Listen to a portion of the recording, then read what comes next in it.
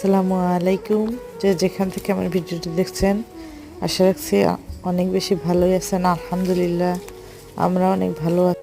এটা হচ্ছে আমার নিজ হাতে লাগানো চেরি গাছ। কেমন হয়েছে প্লিজ কমেন্টের মাধ্যমে আপনারা অবশ্যই জানান।